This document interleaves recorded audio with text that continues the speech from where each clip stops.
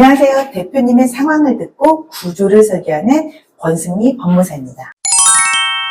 제가 최근 구조 설계를 진행한 병원은 몇 년 전까지만 해도 연매출이 10억대였지만 올해는 70억대, 내년 목표는 150억까지 바라보고 있었습니다. 확장공사, 장비 업그레이드까지 겹치면서 병원이 빠르게 성장하고 있는 상황이었죠. 그때 원장님이 이렇게 말씀하셨어요. 먹고 사는 건 충분한데 돈이 안 모여요. 사실 이 한 문장이 성장기 병원의 핵심 문제를 정확히 드러냅니다. 이 영상을 보고 계신 대표님들도 공감하시는 부분일까요? 원장님은 불안해서가 아니라 더 잘 성장하기 위해 두 가지를 알고 싶어 하셨어요. 첫째, 내년 목표를 위해 매출을 더 효율적으로 올릴 수 있는 구조가 뭘까? 둘째, 요즘 페이닥터 군이 쉽지 않은데 인력 구조를 어떻게 안정시킬 수 있을까?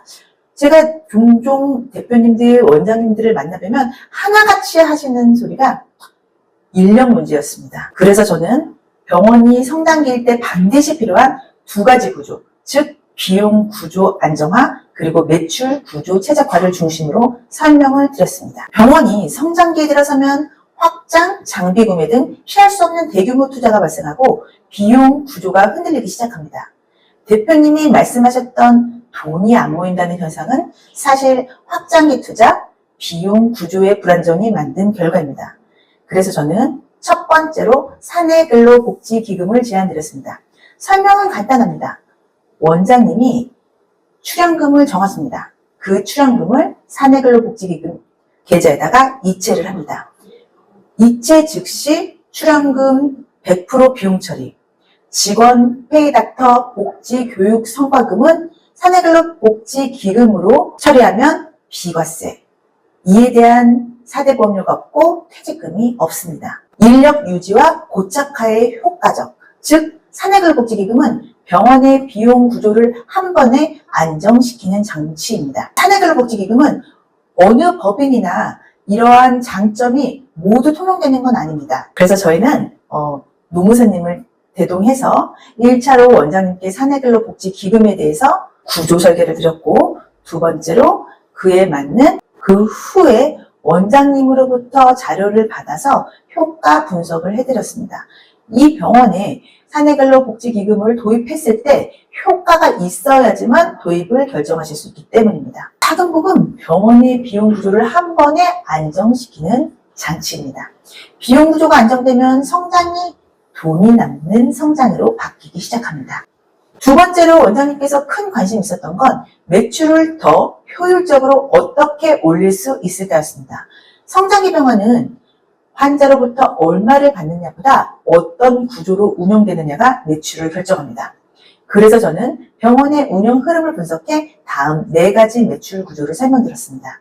첫 번째, 이지역 환자들의 행동 패턴. 이지역 환자들은 얼마나 빠르고 편하게 진료를 받을 수 있는지를 중요하게 생각합니다. 지역 특성상 직장인들이 많았고 아이를 가진 부모님들이 많았습니다. 이들은 공통점이 대기 시간이 짧고 동선이 정리된 병원을 선택하는 경향이 강합니다. 두 번째, 시간대별 진료 구조 정밀화.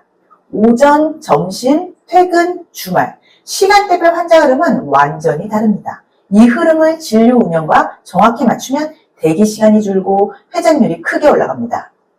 세 번째, 병목 제거는 매출 상승 공식입니다. 70억 병원이 150억까지 성장하려면 가장 먼저 해야 하는 건 병목을 없애는 것입니다. 도로에서 차가 많다고 해서 차가 막히는 걸까요? 차가 많은 것보다도 사실은 도로에 있는 신호등 때문에 차가 막히게 되는 것입니다. 이를 병목 현상이라고 합니다. 따라서 회전율이 오르면 같은 공간, 같은 인력으로도 매출은 자연스럽게 상승합니다.